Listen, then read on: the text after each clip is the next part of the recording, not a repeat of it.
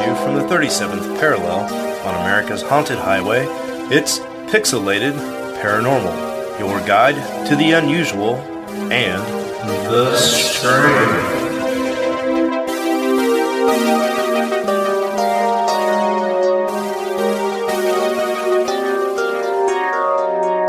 What's up, everybody, and good evening. This is the 2020 Halloween special, baby. I think it's episode 166, but I forgot to look. Yeah. Just imagine if we're doing this for another 500 episodes and it's 666. Motherfucker, we already talked about that while you were yelling at somebody in the background that we're going to be on until we're 70 and our fucking teeth are falling out. Yeah, okay? but just so imagine. Be fucking prepared. Imagine if we did that, and imagine if it fell on All Hallows Eve again. Wouldn't that be weird? Oh, that'd be awesome. Our 500th anniversary. Wait, we're acting like this is on Halloween right now. I mean, it will be. Yeah, well, you know what? I was going to ask you guys. I'll probably drop this on Halloween. It's supposed to be out Friday, but I mean, hell, it's going to be a long episode, so why not just drop it on Saturday on Halloween? Yeah. The listeners, you'll know if I get all the editing done that I need to, you'll get it on Friday. If not, you'll get it on Saturday. Yeah, don't try to be coy. Hey, this is for Halloween. Let's make a special. This is like, oh shit, this gives me one extra day to play Call of Duty. I know you're going to play some Call of Duty. There's a sweet Halloween add-on right now. No, we've got a lot of production value in this episode. Joe helped me out with the intro, so I want to, at the top, give a big shout out to Joe. And just say thanks for your help, man. I really appreciate it. That was a lot of fun. I think everyone's really going to enjoy it. But how are you guys? Anything new and exciting going on? For me, I just watched an incredible docuseries called Borat. Well, that too. Yeah, Borat 2 or whatever you want to call it, subsequent movie film, whatever. It's amazing, hilarious. Definitely recommend it. Very nice. The mini docuseries I watched on HBO, The Vow, about the Nexium cult, phenomenal docuseries. And today, as we're talking right now, on October 27, 2020, Keith Raniere was sentenced to 120 years in federal prison. His little psychobabble bullshit, manipulation, hypnotherapist shit out the window. And that was a leader of that Nexium cult, right? So that's all anybody knows so far. The other there's like 3 other people that were involved in cases, and I think none of them have been sentenced yet, which tells you, dun, dun, dun, dun, they took a plea bargain and they turned evidence against him. Well, which makes sense because they're all twisted. Don't get it wrong, but they are also they're all fucking like insane. The tagline of people. The Vow is nobody goes out looking to join a cult. Yeah, like you know what I'm saying. Yeah. Nobody. The subtitle is P.S. They're all guilty. Yeah, but I mean,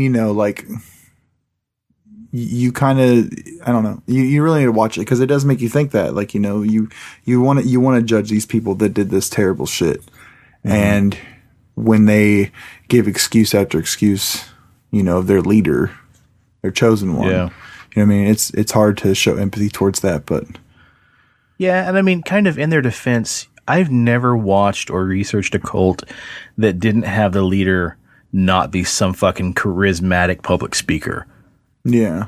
Those people, they know what they're doing, and they are a master of their craft. I'm not sticking up for them. I'm just saying. Well, I think the interesting thing about a cult or cults in general is that I think that the leaders actually do think they're doing a good thing. And I think most of them start out doing a good thing, trying to better people and better life and, thinking of a better society for people to have joy and happiness. But then people have God complexes. The human brain is powerful and crazy. We ever tackled cults on an episode, like just slowly cults? Yeah, I mean, I brought that up to Sean even before this docuseries came out. I think that'd be fun ones to do. At the end of that episode, do you want to start a cult? Yeah, let's do it. Why not? Pixelated. I'm a jack of all trades, so I mean, it's nothing. One more thing to mark off my list, baby. God, brews his own beer, started a cult. Well, you already joined one, so you're halfway there. Yeah, I was going to say, this is low-hanging fruit, bro. Big shout out to all the Masons who are listening right now. There's in that documentary, they talk about the Masons. Oh, really? Yeah, because they reference that. They're like, because they were like, NXIVM is just like trying to bring people together and bring them joy. And then they kind of referenced the Masons and like, and they were like, they do good things for communities, and that's what we're doing too. But I don't know a lot about Masons. I've been in a couple times into the Shriners, the Oasis and the temple. I'm pretty sure the Masons aren't outright on top all about fucky sex magic either. And branding people into sex cults. Yeah, I can attest to that. None of that is going on. It's strictly a guys club that you wouldn't tell to us. Make the community a better place. You wouldn't tell us. I'll just have to infiltrate again like I did last time. All joking aside, that's seriously all Masonry is, that we're just trying to make other men better, so that we can make the community and surrounding area better. So, yeah, that's all I got. There you go. I will never forget being up there in the Oasis Lounge and Preston and his brother just stroll up there, and it was just like I just shit in the birthday cake punch. I didn't belong there. I shouldn't have been there, and it was the absolute best thing that ever happened. I had a design client. I was helping. Jason was more irritated that you got in, like, what the fuck makes him so? I was just more amazed, like, oh shit, you made it past the front door. Like, Jason was the one that was seriously irritated. I was just like, well, shit, I got to buy the motherfucker a drink now. Like it's security at the White House or something. Well, I mean, to be fair, it is a locked door, and you have to either I don't know how to get in. I had my way. Dude, he fucking went in there like Wayne up in Wayne's World. I know. Okay, I'm not trying to be like a charismatic douchebag. Here's how I got in. To save his name, I'll keep him anonymous. To meet my design client, he's like, yeah, just come on in upstairs and I'll just meet you at the bar. And I said, okay, cool. And so I'm walking up there and I try to open the door and it's locked. And I'm like, shit, I can't get in. And so like I'm walking around trying to find another entrance. And then the guy at the door kind of looked at me for a second and waved. And I was like, oh, hey, hold on one second. Because I didn't want to be like, oh, I don't belong here. So I pulled my phone out and acted like I'm talking on my phone. And then I waited for somebody else to walk in, and they walked in, and they opened the door, and I was like, oh, hey, hold that real quick. Hang on a second. And I had my phone to my ear, and I pulled my phone down right as I reach out to grab the door, and I was like, God, I'm running late. Don't you hate that? Car wouldn't start. Oh, anyway, I won't go on. He's like, oh, yeah, totally. And then the guy at the door kind of looked at me, and I was like, hey, and kind of gave him a wave and just kind of walked up the stairs. Stop. That's how easy it is. That's how easy it is to get into your Shriner temple. Yeah. Well, I want to give a shout out to a listener or a couple listeners. First of all, I ran into Preston. You don't know him, but Steve, I ran into Kyle, Cody's brother, to save their last name. And I ran into him this weekend, and we were talking, and he kind of had a chuckle, and he's like, I got to tell you this, man. I think he said he was at work, and this guy came up to him, and he's like, Kyle, hey, you like podcasts, right? I got a podcast that you're going to love. They talk about like paranormal stuff and just weird shit. And it's by a guy who's from El Dorado. And anyway, it's called Pixelated Paranormal, and I think it's right up your alley, dude. And Kyle just laughed in his face and was like, dude, first of all, I've known Sean since I was in grade school. And second of all, I've been listening for a very long time. So I had a pretty good chuckle. So I am pretty El Dorado famous now. And then in the chat, I put Brian from Breakfast Club when he's high with the sunglasses. He's like flexing. Yeah, but no, it's cool. He had nice things to say about the show, so I really appreciate that. So yeah, that's awesome. That's a little shout out to Cody and Kyle. The Cody. Yeah. So, well, let's get things started. First of all, Preston, what are you drinking, man? Let's have a toast to Halloween. What are you sipping on tonight? I'm sipping on a Sierra Nevada Brewing Company's Wild Little Thing, which is a slightly sour ale from guava, hibiscus, and strawberry. Oh, nice. Steve, go ahead and put your hipster glasses on. I'm drinking a 2015 Avery Brewing Bourbon Barrel Aged Pumpkin Porter. Ooh, I got a rumpy in the fridge. Maybe I should crack that open next. That sounds like you need a cream. I got a rumpy in the fridge. Trust me, listeners. You're not the only one rolling your eyes. Right? I know, I'm a classy bastard. I didn't even realize, but this shit's 2015, boys. 5-year-old pumpkin porter. Cool. Did you polish off all that German beer I left you? No, I still got like 3 of them left. No. I'm drinking on that Galaxy Juggernaut and some water. The fuck is a Galaxy Juggernaut? You have to ask. You can't afford it. Character? You have to ask. Your body's not ready for it. Well, cool. All right, guys. Anyway, happy Halloween, first and foremost. It's our favorite time of year. And so we thought we'd talk about perhaps one of the best and greatest scary monsters of all time, the werewolf. Werewolves in London. So before we get started, do you guys have any, what's your favorite werewolf movie? Yeah. I don't know. I guess, what was the one with the Nazis that was just, remember that movie that was not so long ago? It was very violent. It was about Nazi Germany and there's like a wolf in the woods. No, but I'm intrigued. No, yeah, I want to know. I know there was a movie called Dog Soldiers that Tony and I both love. Hold on. About some soldiers that were werewolves. You're not talking about American Werewolf in London, are you? No. My favorite werewolf movie is Brotherhood of the Wolf, but fuck Sean because he didn't like it. So. Yeah. Oddly enough, that will come up at the end of the episode. That's the Antonio Banderas movie, right? Oh, yeah. Mine's Teen Wolf. You know, the Wolfman with... Benicio del Toro and Anthony Hopkins. I have the unrated version of that, and it's a slow burn, but I actually enjoyed that movie. So yeah, it's pretty solid. Okay, what was it, Steve? Overlord. Yeah. Oh yeah, I haven't finished that yet. Produced by J.J. Abrams, the Bad Robot. Plot follows several American soldiers who drop. Hold on, Overlord. I own that movie, and there's no fucking werewolves in that. It's all zombies. Oh, they zombies? Okay. I thought they were... okay. Well, they said they're secret Nazi experiments. Okay. I thought they were like werewolves. Either way, it's a dope-ass movie, and you should watch it. There you go. Oh, yeah. Totally. It's violent as shit. It's just not werewolf-related. Yeah. Get the fuck off this podcast. You're fired. See, werewolves are the same way with me, man. Same way with vampires. I'm not really cool with either one of them. They don't really intrigue me that much. So, that's too good. Here is the episode to convince me of why werewolves are tight. Okay, I can do it. I think werewolves I can do it. Tight. I will do it in an hour and 30 minutes or less. So doing the research for this episode, I wanted to kind of figure out, what's the oldest werewolf story that's ever been told? What is, the very first, holy shit, if you get bit by a wolf, you become a wolfman story in human history? And surprisingly enough, it wasn't, the 13th and 14th centuries. This thing goes all the way back to ancient Greece and actual Greek mythology. So to start things off, we've got a great intro here, recorded, produced, performed by myself and my good buddy Joe. So let's kick things off.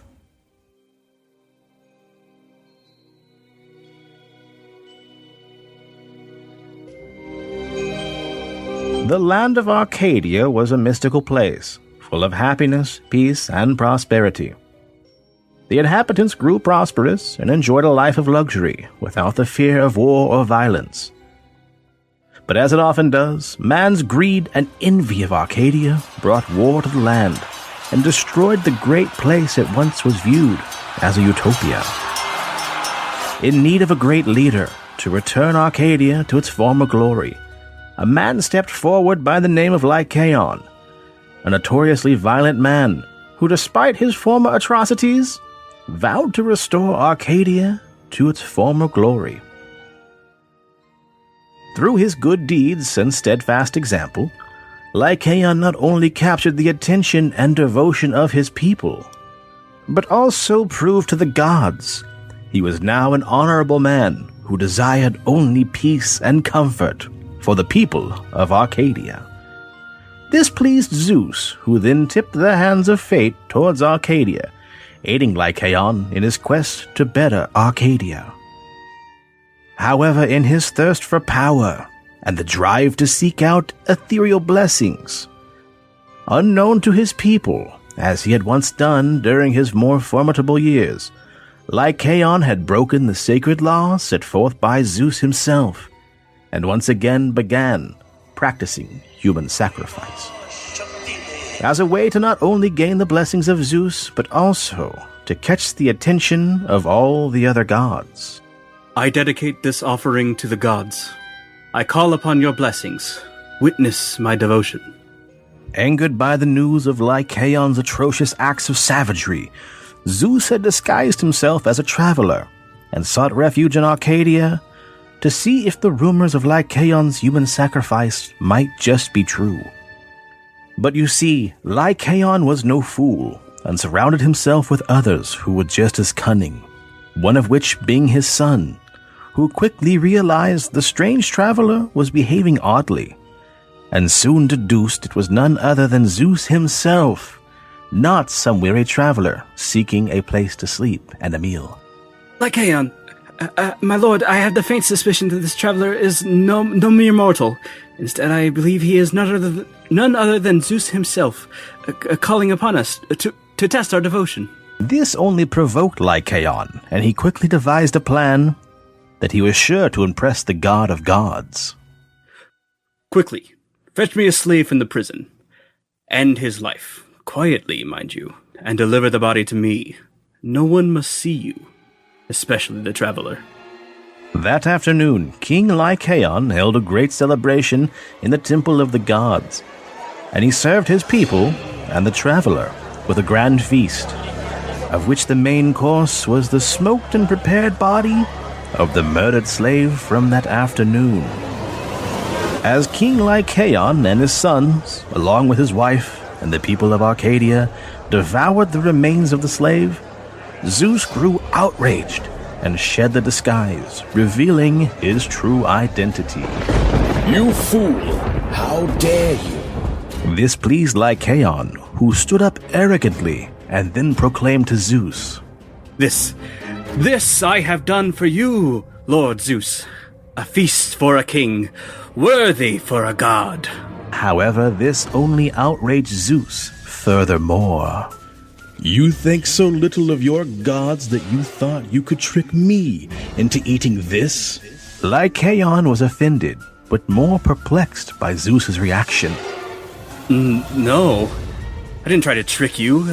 I did this for you.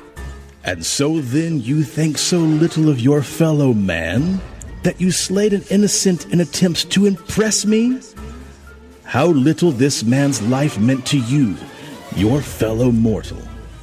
No, Zeus. He was nothing more than a slave, a peasant, an animal.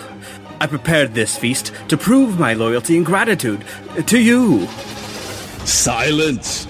You have proven nothing to me other than you value no man's life more than your own, and you care not for your people. Very well then. And it was with those words the mighty Zeus cast down a violent storm of lightning, slaughtering all 9 of Lycaon's sons, along with his wife. Oh, gods! What have you done? Why have you forsaken my children? My wife! You have proven to me that you no longer value the lives of your fellow mortals, and so why should you be surrounded by them? And with those words, with no warning, Lycaon fell to the floor, clutching his throat as the muscles in his chest began to tighten. And now, shall we address your taste for human flesh? From today on, the next 9 years, you shall roam the earth like the dog you are, alone, wandering through the dirt and mud on your hands like a wolf, searching for its next meal. But let this be known, you are forbidden to consume the flesh of a man for 9 years as well. And shall you be tempted to defy me, you shall be a dog for 9 years more. Lycaon's body was then ravaged by thick gray fur, his face twisted into a jackal's snout. The flesh of his hands and feet bled as his skin stretched and tore, while long claws sprouted forward from his fingers and his toes. Zeus, now pleased with Lycaon's punishment, watched as a newly transformed Lycaon crawled and stumbled across the dirt floor out into the darkness of the night. Half man, half wolf. Lycaon went on to terrorize the recently renewed land of Arcadia thrusting these peaceful people into a full frenzy, fearing each new day that the vicious man-beast would return to take a life or perhaps steal away another child into the night. Countless men lost their lives battling the deformed Lycaon, and once again, Arcadia was lost in a constant state of unrest and savagery. And from then forward, at every full moon, the people of Arcadia would be kept awake at the sounds of Lycaon's crying, sobbing, and screaming into the moonlight, searching for his next meal, forever alone, forever hungry, forever hunting.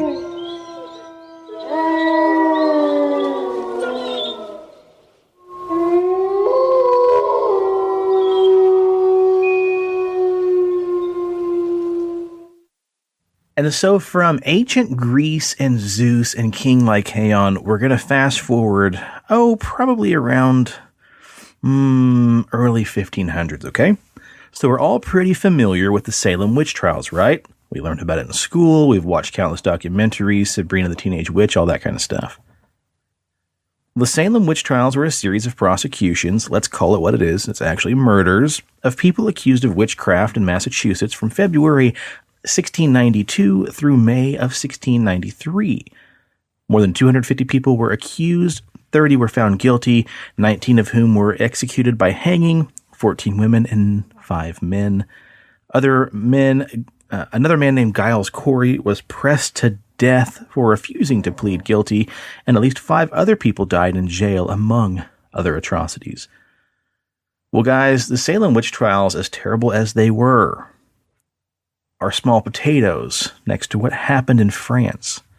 During the period of roughly 1520 to 1630, France experienced their own version of the Salem witch trials and executions, but it wasn't witches they were after and prosecuting and murdering.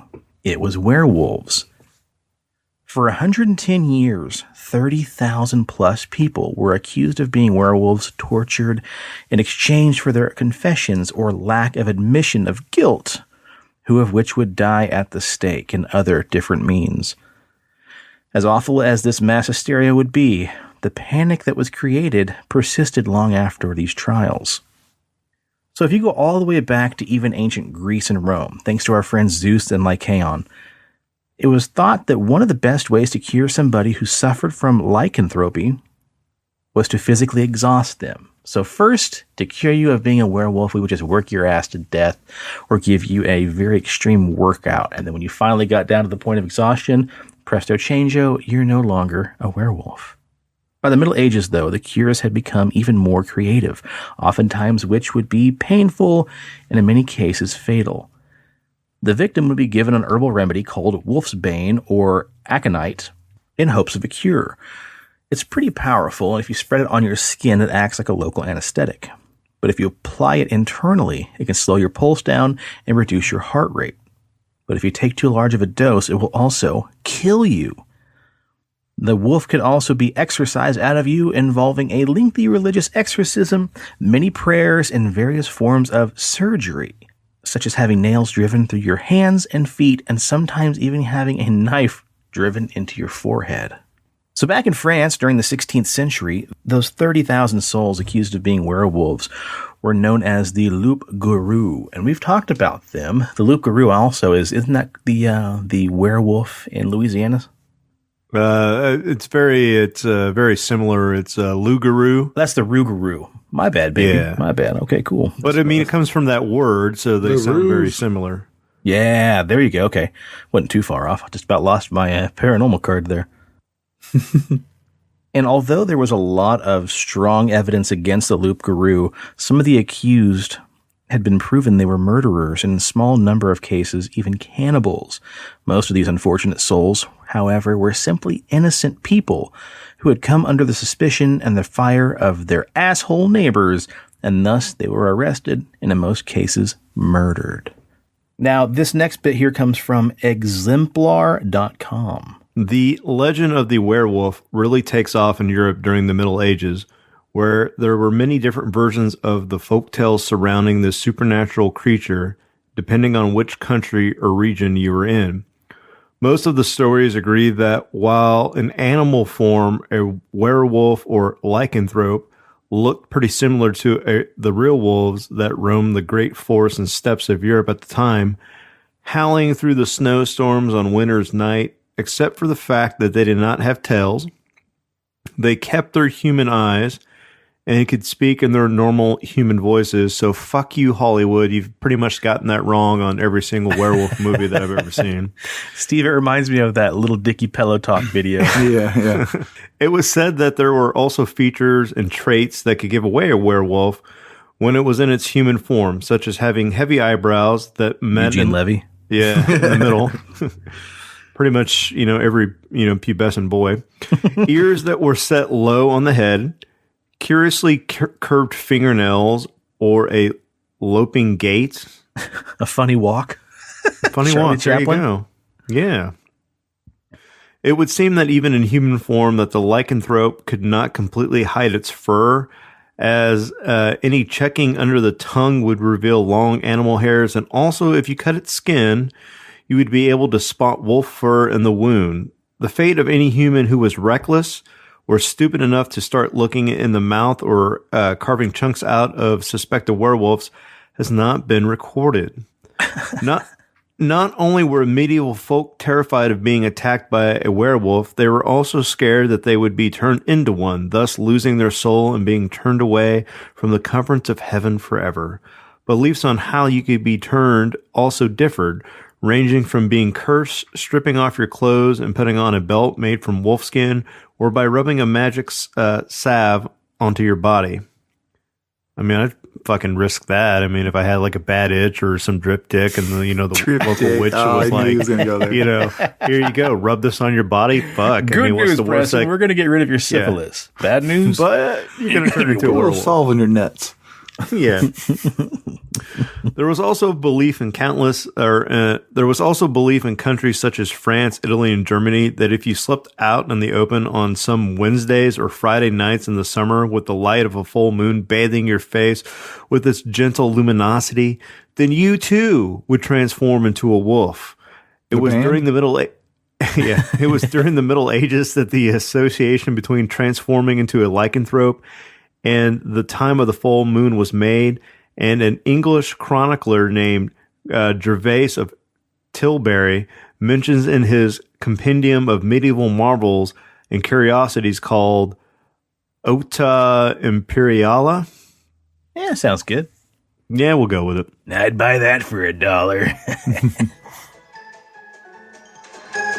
Hey, it's your boy Joe Bob, out here in the woods, sitting in my cabin and rubbing some Big Dobbs beard balm in my beard. Old Betty Bradford was about to give me a piece of her pumpkin pie, and soon we will be recreating a scene of seduced by Bigfoot, ravaged by a Yeti, if you know what I'm saying. So go on over to BigDobbsBeardBalm.com and use promo code PXLPARA for 20% off your order. Now, that's not why I'm here tonight, interrupting the Halloween special. I've been told the boys from Pixelated Paranormal are going to be talking about werewolves. Now, if you find yourself getting ready to lay some whipped cream on a piece of pie on a full moon, and you're wondering if your old lady is indeed one of them werewolf thingies, rest assured, old Joe Bob's got some tips for you. First off, don't panic. That's very important. Second, you're gonna want to use a Kadarian dagger, or maybe just a plain old hunting knife, whatever you got, and cut away a piece of skin. Now, if you find a big old tuft of hair under that wound, like a big old Mississippi mousetrap, you, my friend, are dealing with the werewolf. Now, let's say you don't have a knife. Well, Joe Bob, just what in the hell am I gonna do? Gently, my friends, open your lady friend's mouth and look under her tongue. If you see some bristles growing under that thing, the only thing, and I mean only thing you can do, is put some shotgun shells with some silver buckshot in your trusty old boomstick and shove that thing straight down that cake hole and kapow! You done bagged yourself a werewolf, and a job well done. But if bagging werewolves ain't your thing, just sit back, relax, and pull yourself a cold one and enjoy the show. So with all due respect, and as atrocious as it was that 30,000 people were murdered, we're not really going to stay here and talk about France too much, because you guys aren't really here for the stories about people who weren't werewolves. Steve, you especially. You don't want to hear about all this shit, people getting murdered for being innocent little, common folk. No, you want the dirt. You want the murder. So let's get down on some of the real monsters that were truly monsters. Cool. And these are going to be cases of people who were actually tried and found to be guilty of being werewolves during the werewolf witch trials. Oh my God. I didn't know they had werewolf witch trials or werewolf trials too. You scoff, but I'm gonna change your mind, pal. So first up, we have Pierre Bergotte and Michael Verdun, the werewolves of Poligny. All in all, there were 3 men accused of being lycanthropes in France in 1521. Someone is said to be traveling through the area when they were attacked by a wolf. The traveler injured the wolf and then tracked it back to Michael Verdun's house, where Verdun was found dripping with blood. He was then arrested and under the torture not only confessed to being a werewolf, but implicated his friend Pierre Bergotte and Philibert Montaut. Bergotte in turn confessed and told the tale of making a deal with 3 mysterious men dressed in black to protect his sheep. Bergotte said he'd only found out later the deal entailed renouncing God and his baptism. He said in the years that followed, Michael Verdun gave him an ointment that turned him into a wolf, and together they killed at least 2 children. It's not clear whether or not Philibert Montaut ever confessed, but he was executed along with the other 2 as the werewolves of Poligny. So did the ointment, was that for drip dick, you think? I don't know. It doesn't say here, Preston. You might try pop-up videos. Pop-up video. See what you can find Maybe there. YouTube. But yeah, you might YouTube it. Drip dick ointment turned into werewolf, ? You're going to get the weirdest porn. The werewolves of Bumden. Okay, the next case involves a man called Giles Garnier. Giles. Who became Giles, dude. Like Buffy, bro. Did I say Giles? Shit. Giles Garnier, who became known as... Garnier? It's Garner, bro. No, it's Garnier. It's French, dude. Don't try to ham it up, Joe Dirt. We're in France, man. This is where the fucking shampoo came from. Dirté. Garnier. Garnier. Garnier Fructis, bro. Yeah. All right, go ahead. The next case involves a man named Giles Garnier, who became known as the Werewolf of Dole. He reportedly lived a very solitary life as a hermit, and as his home was so secluded, he had a hard time finding enough food to feed he and his wife. Several children in the district eventually started going missing or were found dead, and in some cases horribly mutilated. Rumors started going around in the area that a werewolf was on the prowl, and in 1573, a bounty was put upon the wolf's head. One night, a group of workmen came upon what they thought was a wolf savaging a young child.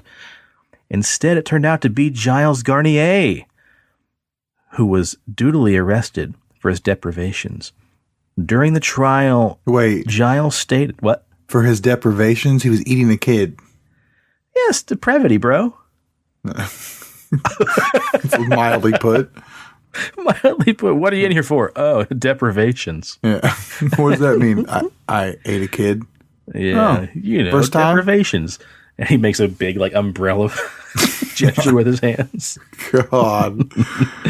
During his trial of deprivations, Garnier stated that when he was out scavenging for food, one night he'd been approached by a supernatural being who offered to make things a little easier for him to find food for he and his wife. This ghoul had given him a magic salve that would allow him to turn into a wolf if he rubbed it onto his skin. causing him to become much more effective at hunting. Garnier admitted to the court to killing and then devouring the flesh of at least 4 children, and was found guilty of witchcraft and lycanthropy, among other depravities. He was sentenced to be burned at the stake for his crimes. Okay, so this is my first time ever hearing about a werewolf that werewolf's giving you some kind of lotion to put on you to turn Preparation you into a wolf. H. I didn't know that was a thing. Is this common? Yeah. I see. I didn't know that. I've never heard that. Some of your more common would be a salve. It puts the lotion on its skin, or it gets the werewolf again. No shit. I want to say there's a couple of video games. I think Terraria, they may have changed it, but I want to say in the very beginning, you could get a belt, and you put the belt on, it turned you into a werewolf. And that was a throwback to this old idea that if you put on a belt made of wolf skin, it would give you the power of the wolf. Kind of like the Foreigner belt from Aqua Teen. Yeah. It'll have you seeing double vision. God, I love Aqua Teen so much. Yeah. Up next, we have Peter Stube, a.k.a. the Werewolf of Bedburg. The Werewolf of Bedbug. The story comes from a lurid pamphlet, supposedly a translation from some now lost German original, that was circulating in London in 1590. According to the tale told in the pamphlet, Stube, from his youth, was greatly inclined to be evil. He made a deal with the devil, requesting specifically to, quote, work his malice on men, women, and children in the shape of some beast, whereby he might lure with the dread or danger of life, and unknown to be the executioner of any bloody enterprise, which he meant to commit heinous crimes. The devil gave him a belt, which being put upon him, he was straight transformed into the likeness of a greedy, devouring wolf. Strong and mighty, with eyes great and large, which in night sparkled into the branches of fire, a mouth great and wide, with most sharp and cruel teeth, a huge body, and mighty paws. And no sooner should he put the same griddle. And no griddle. And cook his pancakes. And no sooner should he put off the same girdle, but presently he should appear to in his former shape, according to the proportion of a man, as if he had never been changed. The pamphlet begs Stube as a serial killer who murdered and sometimes ate his victims over a 25-year period. He was also accused of incest with his daughter, as well as killing and eating his son. Although modern historians speculate that Stube was railroaded for political purposes to calm those who were terrified of demons that they were killing the townspeople. Wow, scapegoat much? No shit. When he was captured, Stube told all about his deal with the devil and the magic belt that turned him into a wolf, confessing to murder, incest, and cannibalism. Stube's execution, which took place on October 31st, Halloween, 1589 in Bedburg, Germany, was an exceptionally gruesome process. He was first lashed at the wheel, where the flesh was torn from his body with red-hot pincers. Holy shit. Next, his arms and legs were broken. Then his head was chopped off. Finally, his body was burned at the stake. Stube's girlfriend, a distant relative, and daughter, not the same person, both accused of incest, maybe they were the same person, were also tortured and then burned alive. Holy shit. After the execution, a wolf's body was set up in public, its head replaced with Stube's, as a warning to anybody else contemplating lycanthropy. Yeah, I don't think he got back from that one. Yeah, that's some pretty heinous shit, man. That's insane. Wow. So back then, lycanthropy was thought of to be kind of like witchcraft. You would find, I guess, some dude dressed in black selling fucking Vaseline. Yeah, no shit. And you would voluntarily become a werewolf. I think fucking William Wallace got off easier than that guy. Right. Oh, man. Well, Steve, like I said earlier, you know my favorite werewolf movie, Teen Wolf, the Michael J. Fox comedy from 1985. You know the one. I've seen it. Well, yeah. let's talk about Teen Wolves, shall we? Let's do it. Jean Grenier, or what do you want to pronounce that? Greenier, Steve? Grenier. Jean Grenier. Jean Grenier, dubbed the Werewolf of France by historians, was around 14 years old when he announced to his village that he had stalked, killed, and eaten some of the local children in the area. Wait, did he get up like on a pedestal? Townspeople, come here. I have stalked, killed, and eaten children. Yes, little Sue that went missing 3 weeks ago. It was me. Like, what? How do you announce Things that were to the different town? back then, Steve. Do what? All you had to do was find an empty milk crate, stand on it, and you had the entire city at your beck and call. Exactly. See, children had been going missing in the area, so Grenier was immediately arrested. Jean Gaboriot, aged 18, deposed that one day when she was tending cattle with Jean in her company, both being servants of a well-to-do farmer, Saint Paul Pierre Combot, he coarsely complimented her as a bonny lass and vowed that he would marry her. When she asked whom his father was, he said, "I'm a priest bastard."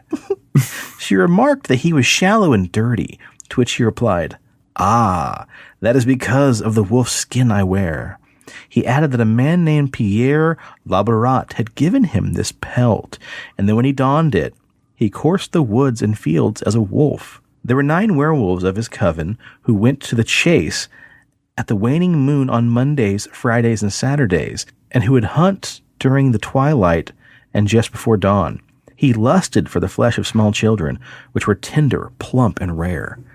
When hungry in the wolf shape, he often killed dogs and lapped up their hot blood, which was not as delicious, though, as his taste of that of young boys, from whose thighs he would bite great gallops of fat and luscious brawn. Back then, before the separation of church and state, if you committed a crime, you'd have the right to a trial, but you'd be tried and sentenced by primarily church officials. Grenier was declared mentally unfit, and the judges concluded that he had been possessed by a demon, resulting in his lycanthropy. His sentence was to be sent to a monastery to live for the rest of his life. Not so bad. At least he didn't get killed, right? Yeah, that's true. In 1612, a judge in Bordeaux, France, named Pierre de Lancret, wrote a book about bad angels and demons, Le Tableau des Inconstances des Mauvais Anges et Démons, which was pronounced perfectly, by the way. Within it can be found the extraordinary case of... so you say. Within it was included the extraordinary case of Jean Grenier. A girl by the name of Marguerite Poirier was the first to bring him to the attention of her parents. She stated that Jean had repeatedly frightened her and other girls by threatening to eat them. Grenier was described as having thickly matted red hair falling over his shoulders, pale eyes, and large hands with long black fingernails, pointed like a bird's talons. His most peculiar characteristic, however, were large canine teeth that protruded from his overhanging lower jaw. He just got a little bit of the caveman in him, that's all. He's got a little bit of Neanderthal. It was claimed that Grenier had told Marguerite and others that he had sold his soul to the devil, and in return was given the ability to transform into a wolf. The teenage boy admitted to attacking dogs and little girls in order to feast on their flesh. Disturbingly, the girls were his preference. Their flesh, he said, was a supreme delicacy. At first, her parents disregarded their daughter's stories as youthful fantasy. However, this changed when Marguerite was attacked by Grenier one day and was only able to fight him off after a vicious struggle. After this, the case was taken to the authorities. This caused general fear to spread in the area, for it had been reported that several young girls had recently vanished mysteriously. Grenier was promptly arrested and brought before the Parliament of Bordeaux. His case and testimony were recorded in full. The charge of Marguerite Poirier is correct. My intention was to have killed and devoured her. After several years at the monastery, de Lancret examined Grenier and found the boy. He was diminutive in stature, very shy and unwilling to look at anyone in the face. His eyes were deep-set and restless, his teeth long and protruding, his nails black as night, and in place worn away, his mind was completely barren. He seemed unable to comprehend the smallest of things. Grenier denied none of the charges and elaborated fully in his crimes. He described how he met a man in the forest who, quote, signed me with his nail and proceeded to give him a salve and a wolf skin. He claimed that it was with these items he was able to transform into a wolf and roam the country. The details of Grenier's crimes were horrific, and he testified to several instances where he had devoured the young. In one horrific instance, he even admitted to having eaten a newborn. He explained that he had committed these heinous acts of cannibalism at the command of his master, the so-called Lord of the Forest. Now, Steve, just like Teen Wolf 2, the sequel to Teen Wolf from 1987, starring none other than Jason Bateman, we've got another story here about another teen wolf. Hans de Werewolf was tried during the werewolf trials of Estonia, with 18 trials accusing 18 men and 13 women of being werewolves over the years. The case of young Hans was perhaps the most famous. Only 18 years old when he's arrested in 1651 on charges of lycanthropy, Hans quickly confessed to the charges brought against him. Hans admitted to having hunted as a werewolf for 2 years. He told the court of a man in black who bit him shortly before the physical changes had occurred. Many believed this man in black to be the devil, and so this mention of satanic forces qualified the werewolf to be tried as a witch and thus sentenced to death. When asked by the judge whether he felt like a man or an animal, Hans replied that he probably, not unlike most 18-year-olds, felt like a wild beast, and the changes within him would be measured both physically and metaphysically. Despite there being no physical evidence of any murders committed by Hans, he was sentenced to death simply on the grounds that satanic magic had been performed upon him. So silly. Well, the last story we have for tonight is a long one, and it's from the Smithsonian. So what's interesting here is, I said Smithsonian, Steve. This story is documented by the Smithsonian. Not hearsay, huh? Right. Now we're going to finish things off tonight where we had began, and perhaps the most famous case of werewolf terror, in the case of the French La Bête de Gévaudan, or the Beast of Gévaudan. The Beast Very good. I thought you were going to fuck up that pronunciation because I've watched that movie so many times, but you fucking nailed it like a rock star. La Bête de Gévaudan. Yeah, take that, Chad, who says I can't pronounce Japanese names. You're not wrong. The Beast, as history has managed to archive, supposedly killed and partially devoured over 100 people in the span of 3 years. There had been sightings of werewolves in New France since the 1600s. The creatures must have come over from France, or at the very least, the stories about them did. French settlers brought the werewolf with them, the edges of their empire. In the 1760s, newspapers warned of a werewolf disguised as a beggar, possibly making his way to Montreal. It is recommended to the public to be cautious of him, the editors of the Gazette de Quebec warned, as it would be of a ravenous wolf. That sounds like straight up racism to me. Yeah, that's what I was like. It's weird. You gotta look out for the immigrants. I heard they bring werewolves with them. Yeah, no shit. So let's talk about the Beast of Gévaudan. Shame on the you, monsters. Canada. You're better than that. It's an American move. Oh, the monster's first victim was Jean Boulet, a 14-year-old girl watching her sheep. Her death was followed by others, almost exclusively women and children. Throughout 1764, these brutal attacks, victims with their throats torn out or their heads gnawed off, had riveted France. The violence was so shocking, news of it traveled from the countryside all the way to the royal palaces of Versailles. What was the Beast of Gévaudan, and who could stop the Reign of Terror? Gévaudan was a region of southern France in modern-day L'Alzire. and it was just as mysterious as the monster that stalked it.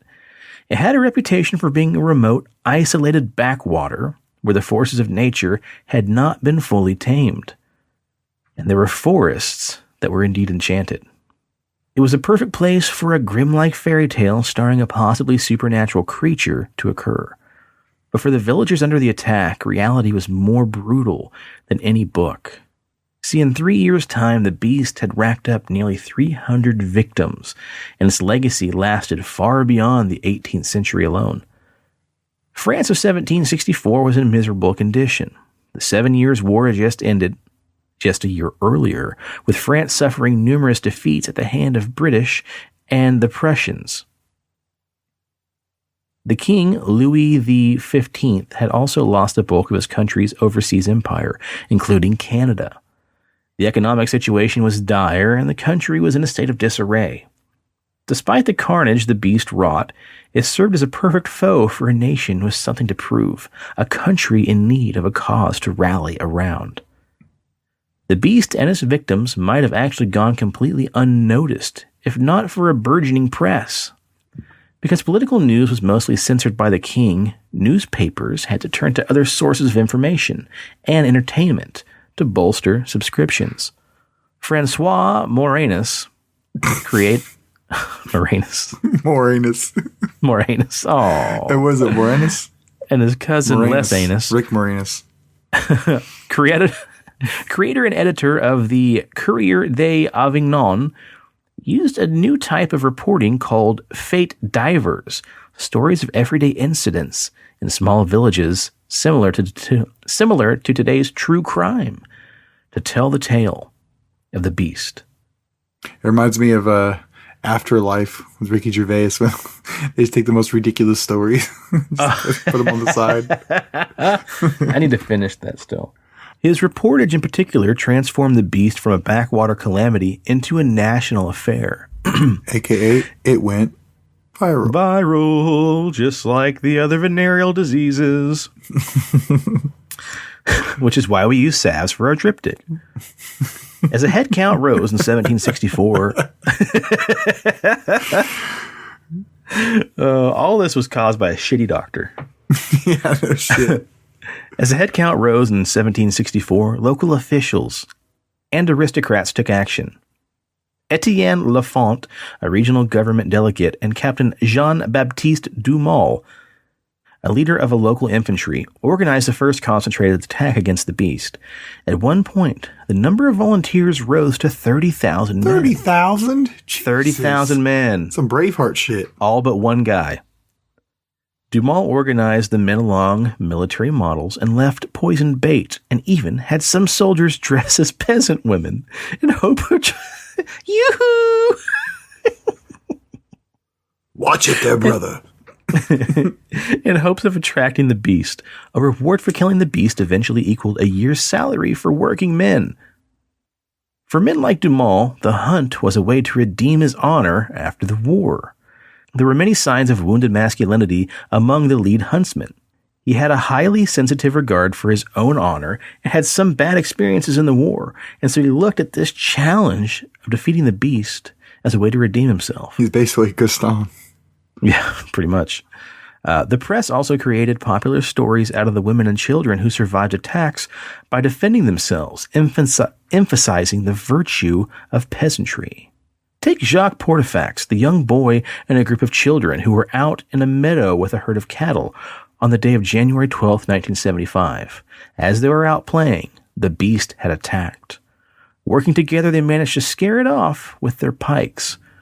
Portefax's courage alone was so admired that King Louis XV paid a reward to all the children and had the boy educated at the king's personal expense. Could you imagine a kid? I just saved the whole village from a werewolf. Oh, great job, kid. Now let's go to school. Hear ye, the small boy shalt be educated. You said January 12th, 1975, which was this century. It's 1765 for the listeners. Oh, you didn't know that France still had a king? Yeah. God. Look, numbers are hard. Then there's a statue of Marie Jean Vallée, who was attacked on August 11th, 1765, who managed to defend herself and wound the beast, earning herself the title of the Maiden of Gévaudan. Today, a statue still stands in her honor in the village of Auvers in southern France. You gonna get a picture of that? Ooh, I might. I'm not going to go there anytime soon. Individuals may have had some success defending themselves, but official hunters had none. In February 1765, the D'Annevals, a father and son hunter duo from Normandy, announced they'd travel to Gévaudan to eliminate the beast. Jean-Charles, the father, boasted he had already killed over 1,200 wolves. Relevant information assuming the predator was, in fact, a wolf. But no one is sure of that. Everybody said it's much bigger than a wolf. Its snout was somewhat like a calf's, had very long hair, which would seem to indicate possibly a hyena. Now, our friend Dumas described the animal as being even more fantastical. In his words, the beast was as wide as a horse, a body as long as a leopard's, and fur that was red with a black stripe. Mohawk, tight.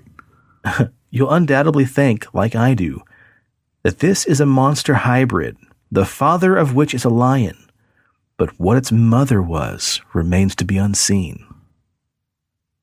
Other witnesses claim the beast had supernatural abilities.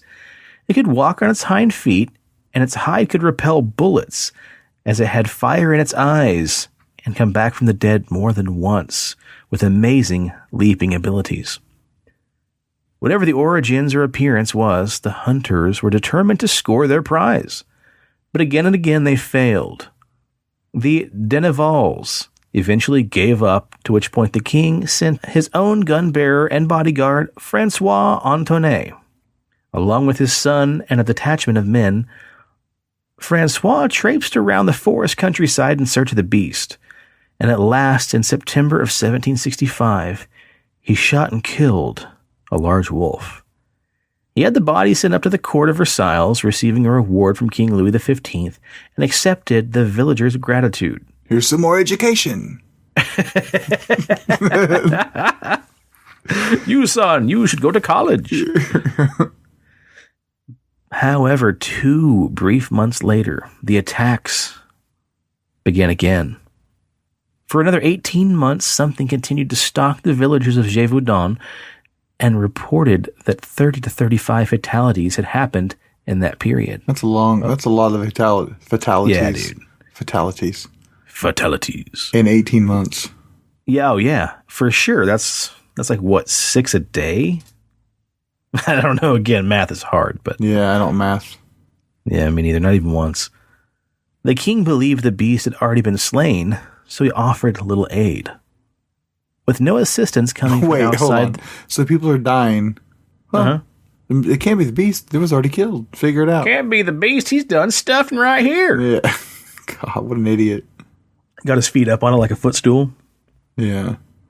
So with no assistance coming from the outside, the locals took matters into their own hands. An option that may have been wiser from the very beginning. Yeah, instead of sending out fucking countless Gastons. Yeah. Since the previous hunters were unfamiliar with the landscape and had trouble communicating with the locals. Local farmer Jean Chastel had been involved in a previous hunt, but was thrown in prison by Francois for leading his men into the bog. But his past crimes were turned to bygones when he himself managed to at least bring the creature down with a single bullet on June 19th, 1767. Whoa. This was the end of the savagery, but it did little to end the answers of the burning question. What was the beast? Some people believe it to be a large, long-haired red hyena. Others believe possibly a red mastiff dressed in a reinforced boar's hide. Historians and scientists have suggested it was an escaped lion, a prehistoric holdover, or even that Chastel himself had trained an animal to attack people and deflect attention from other crimes, meaning he trained this dog to go out and attack folks while he could go off and do burglaries and other assaults on people, but it would be small potatoes because, by God, we got a fucking werewolf. Others believed that it had a more simpler explanation. This was a serious wolf infestation, not a single wolf. In other words, there may have not been one single beast, but a whole tribe of many large wolves attacking in isolated communities. And that would be the Scully approach. Right. Wolf attacks occurred throughout France during this period. It's estimated that wolf attacks caused as many as 9,000 fatalities across the country between the end of the 16th century and the beginning of the 19th. What made the attacks in Gévaudan memorable even today, though, were their violence and higher than average fatalities, as well as the press's ability to turn them into riveting national stories. Because even 250 years later, since the beast of Gévaudan last stalked the forests and fields of southern France, it's a fairy tale-like story that looms largely today. Pretty cool. So Steve, what do you think? Werewolf? I dug that. It was more like a history lesson, not so much like the what movies we get nowadays. Exactly. Yeah, I pulled a Busta Rhymes on you and switched it on you. Yeah. Speaking of him, he's got a new album coming out, and it sounds awesome. Unintentional plug. But it's a sequel. And to that, an Steve, album, is why you should go watch Brotherhood of the Wolf. Yeah, I'd like to see it because you were talking about that movie. But yep. I don't know. It's pretty interesting. I really I thought it's kind of cool, man. It's not necessarily a specific monster story. It's not specifically a true werewolf, but we don't know what it was. And I like picturing that time period too. Mm-hmm. Like, if you want to get a really good visual aid, you can watch a boring ass movie called The Brotherhood of the Wolf.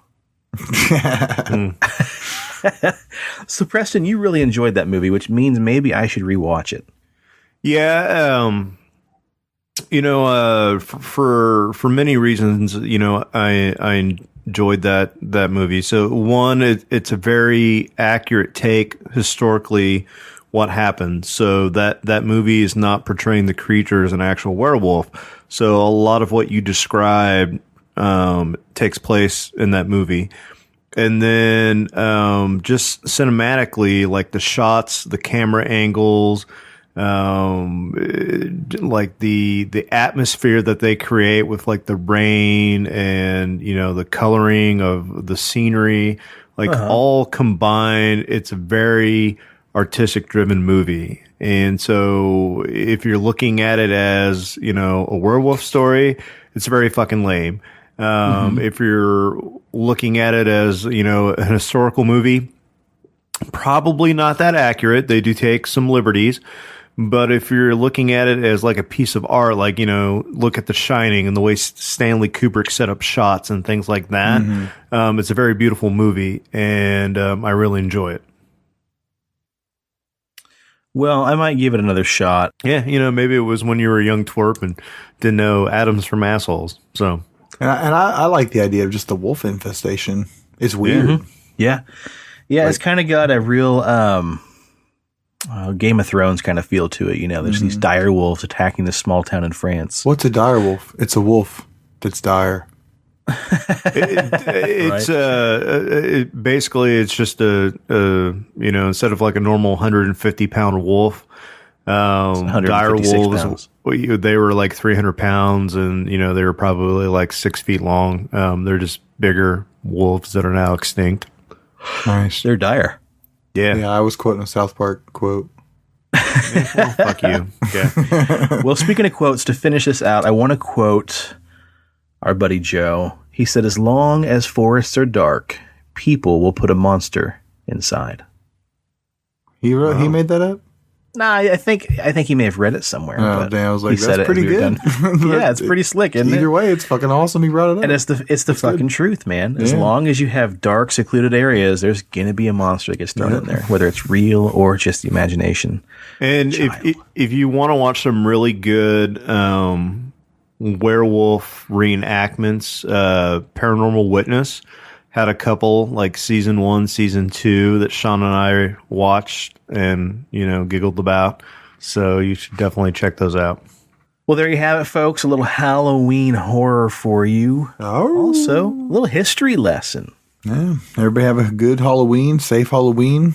I know it's kind of a bummer time right now, and Halloween doesn't feel like Halloween, but try to be in the Halloween spirit of the ones around you. Watch some spooky movies, talk about some scary stuff, and listen to scary podcasts and music, and it can be all right. Man, speaking of scary movies, I just ordered the Blu-ray from Amazon that has The Creature from the Black Lagoon and the 2 sequels. The Creature Returns and I think it's The Creature Walks Among Us, maybe? It might be the third one, but yeah, I've embarrassingly never seen Creature from the Black Lagoon, so we're going to watch that Saturday night on Halloween. Nice, dude. Classics. Yep, I'm excited. Today I got... there's a website out there called fanflix.com. You go there, you sign up, and then these promoting places like Lionsgate and Warner Brothers, they'll get with this website and they'll put up like a list of like 5 or 6 movies, and then you click whatever one you want for like really cheap, like $2 or $3, and then some bundle deals, etc. So today they had a Halloween one, three horror movies for $5, and you could do as multiple times as you want to get all of them.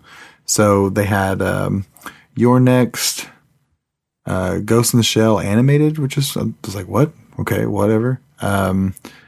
Scary Stories, but I already own that one. Blair Witch, the Blair Witch reboot, remake, sequel thing, whatever they did. And a couple other ones. But I don't know. It's worth it to me. It's fucking awesome. So watch your scary movies. It's the perfect time. And continue it after that, too. Yeah. Oh, for sure, man. Halloween's year long, especially this year. Shit. No shit, man. It's like, it's so weird, like Halloween, and I'm not even dressing up. Like, I've already decided there's no point. Like, I'm going to be working on Saturday, but like Friday, we kind of had something playing with somebody, but like, there's no point. You know what I mean? I really want to dress up as Pennywise again, so hopefully. Yeah, it's hard right now to really do any of that. So yeah, it's true. Yeah, but you know what? Sometimes you got to be Hoobie on Halloween and really just play it safe. Think about others' safety. There you Steve, go, you actually lied to us in the beginning of the show because you said you didn't have like your favorite werewolf movie, and you quoted that Nazi zombie movie as it and got all confused. Hoobie Halloween is actually, if you think about it, kind of a werewolf movie. Oh. To be fair, you're right. Who be fair. That's great. Well, speaking of other horror movies, this is again not a paid plug, but right now I don't know how long this goes for. You might hear this episode and it might expire tonight at midnight. Right now, Shudder is offering 31% off if you pay for a full year up front by using the promo code. There might not even be a promo code. Shit. Damn, yeah, if you could check out Shudder.com. It's like $40 for a full year. I'm going to jump on that tomorrow. That's cool, yeah. Yeah, hell yeah, dude. Yep. And they're getting a lot more exclusive stuff, too. Yeah, they are. Joe Bob and Darcy the Mail Girl just had their Halloween special, which is awesome. A lot of exclusives. Color Out of Shape is on there. If nobody's watched that, you should really check it out. It's a psychotropic trip. That's Nick Cage, right? Yeah. Is that one of the trilogy movies he's doing? Kind of. Like there's Mandy, Color Out of Shape, and something else. They're not related to each other, but they're classic. Guess what we get to watch this week? What's that? The new Nick Frost and Simon Pegg Paranormal. Oh, show. You're right. It drops on the 30th, Friday. On Friday. Shit, yeah. I hope it's good. The trailer looked kind of underwhelming to a degree. I've heard it's a little more serious. I've been trying to avoid everything about it. Yeah. So, I don't know. We'll go in there. People need to understand, because you go to the comments on Facebook and they're like, I'll watch anything these two are in, and we will too. But they need to understand that the magic isn't just them two. It's a lot of Edgar Wright as well. Yeah, I've got a lot of faith in it. I don't want to be let down. Yeah, but I like the concept, and as long as you throw British comedy in it, I know I'm going to love it. Yeah, man. And I mean, it's about paranormal investigators, so I'd like to say worst case scenario, it's still going to be pretty great. Yeah. What I don't want is I don't want to get hyped over Nick Frost and Simon Pegg to find out they are supporting characters at best. Indeed. But I don't think that'll happen because I think there's way too much promotional stuff with the two of them in it. I got a feeling, though, Nick Frost will take the lead. I don't think it's going to be a Simon Pegg vehicle. I think it's going to be a Nick Frost centrific. I love Nick Frost, and I like to see his acting chops. If you want, I'll let you borrow his book. I've got both of them, Nerd Do Well, and oh gosh, it's in the bedroom. It'd be fun. I think I'd enjoy reading Nick Frost. I really want to get Carl Pilkington's books. Yeah, those would be good. Those would be really good. Well, them. I mean, Simon's is really good, and it's got a lot of comedy in it, and Nick's is pretty dark. He had a lot of drama and trauma growing up, and so, yeah, I was ready for just a fucking laugh out loud, gasser, and it was really kind of a sobering story to read about how he grew up and just his life. So nice, yeah, pretty solid book, but sounds pretty cool. Cool. Presto, you got anything to recommend that people watch right now? I got my daughter hooked on Ash vs. Evil Dead, and I've been going back and watching that, and she's loving the shit out of that. So if you have Netflix and you haven't watched all 3 seasons of that, do yourself a fucking favor and go check that out. Oh, yeah. I'm just thinking of the first scene in that in that show. You're like, my daughter's watching it. Yeah, that's true. But you know what? I do believe in censoring censorship. How's that, guys? Yeah. Censorship to a degree has its place. It is important. However, I think if you were going to expose your children to something like that, it's important you might be in the room for some of it. Yeah. It's good for you, Preston. Right. Yeah. Good for you, buddy. My first horror movie was Freddy Krueger when I was very young, and it just desensitized me to horror, so I wasn't scared of it other than the alien shit, So it just didn't. Yeah. I don't know. I always find it really enjoyable when I find that, oh, my kid likes this, my kid likes that. I think it's cool that Preston's kids, Brady's kids like horror. I think it's great. I was more talking about him banging that chick in that fucking bathroom. Not the monsters. To be fair, she didn't watch that part with me, Oh, good. I was already a few episodes in, so. Oh, okay. But you got to show her the opening scene in that house. Ugh. Well, guys, listen to the rest of the shows on the Pixelated Sausage Network if you'd like. Check out 13 Nightmares. We're back, baby. Check out Animazingly Baka. Check out Mark Solo's show, Pixelated Sausage. Check out his Attack the Backlog. He just dropped a video about Friday the 13th and his experience playing that game. Otherwise, that's all I got. Steve, anything else to plug? Instagram, PXL Paranormal. And to go on there for a little visual aid, the random pic, stuff like that. Facebook, Pixelated Paranormal Podcast. Get on there. And vote. Very important. Hell yeah. Do your duty. It's one of the easiest and the most powerful things you could do as an American citizen. Yep. It's your right to vote. Whether you are voting for one guy or the other, or as an 80-year-old man told me, for the first time in his 80 years, he is not voting for anybody, but he is voting against somebody. So yeah, doesn't matter who you vote for. Get out there and vote. A lot of people fought for your right. A lot of people have fought for the country to stay as free as it is. So that's your right, and that's kind of your duty. Well, our buddy Joe Bob already took care of Big Dobbs, and normally this is where I would plug Cuts by Colin, but I want to take a serious moment for a second. Yep. So our good buddy Colin does have some medical issues going on. He has lost sight in one of his eyes, and he's been in the hospital this week. So I just want to, send out a warm, heartfelt, you're in my thoughts, deep down in my spooky heart, buddy. Our little nugget. Colin is the tits, so I love you. Get well, get better soon. Get back to cutting hair. Get back to, what do we always say, the razzle dazzling people. Yeah. So if you're listening, we love you, man. Yeah, dude. Yeah, you got to get better, man. Get back up on the horse. Definitely feel better, man. That's crazy. Let us know if we can do anything for you. Cool. All right. Well, check out our friends down at CD Trade Post at Pawnee and Seneca. Pop in and say hi to Leslie and the gang. Check out Fast Print on Harry and Rock Road. Gosh, I had other stuff to plug, and I kind of forgot what they were. Yeah, and with that, I think that's it for now, guys. I do want to ask this. If you have some listener stories, start sending them our way. I want to get another listener story episode put together. I got a couple kind of just sitting here marinating, waiting for some more to drop in. So shoot us your personal paranormal story. Oh, I got a little funny story real quick. So I went over to... Remember when Preston went and investigated the house with his brother and they heard the cat and all that shit? Yeah. I went over to their house. They recently moved to a really nice country home. And I was like, all right, guys, you guys got any spooks going on? You know, like, and they're like, no, not yet. They're like, thank God we got out of there. Their place. So yeah, they don't have anything in this. And then she's like, but I got stories for days. And I'm like, what? What's up? And then, so I'm going to talk to her about getting together and getting on a microphone some of her stories. So. Oh, yeah. Yeah, that'd be great, man. And if you're listening, I apologize for my brother, you know, with your cat. No, they loved it because they love their animals. Like, they thought it was the funniest shit ever.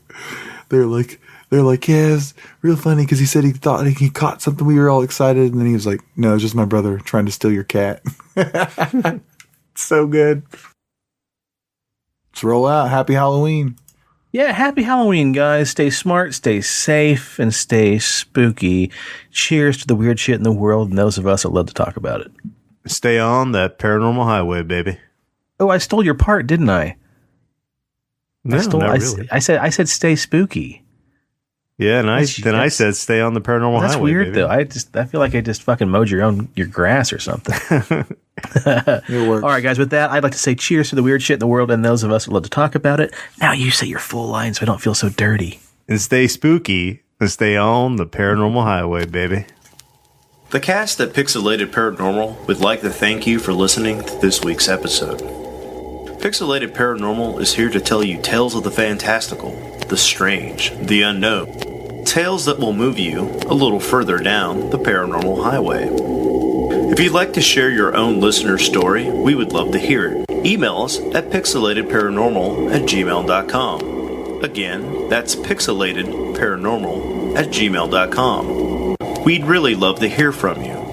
Again, thanks for listening to this week's episode of Pixelated Paranormal, your guide to the unusual and the strange.